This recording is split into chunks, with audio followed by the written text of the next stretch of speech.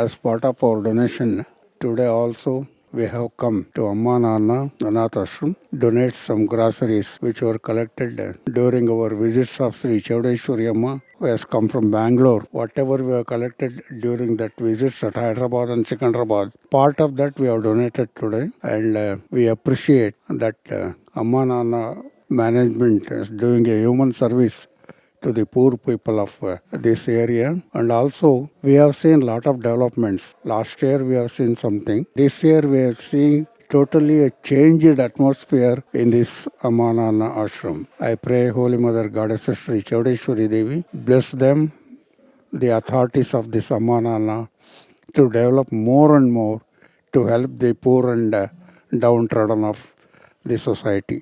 Thank you very much. ప్రతి సంవత్సరం లాగానే ఈ సంవత్సరం కూడా శ్రీ చౌడేశ్వరి అమ్మవారు బెంగళూరు నుంచి హైదరాబాద్ రావడం జరిగింది.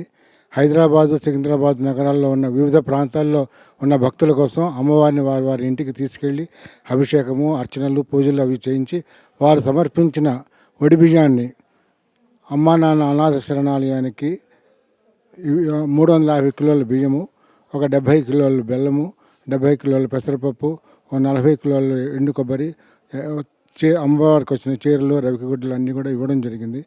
అమ్మా నాన్న అనాథ శరణాలయంలో జరుగుతున్న కార్యక్రమాలు ఎంతో ఉత్కృష్టంగా ఉన్నాయి. ఇంకా బాగా అభివృద్ధి చెందాలని కోరుకుంటూ, అమ్మవారి ఆశీస్సులు వారికి సదా ఉండాలని కోరుకుంటూ, ఇంకా బాగా నిర్వహించాలని కోరుకుంటూ, యాజమాన్యాన్ని కోరుకుంటూ శ్రీ చౌడేశ్వరి అమ్మవారి ఆశీస్సులతో నమస్కారం, సెలవు.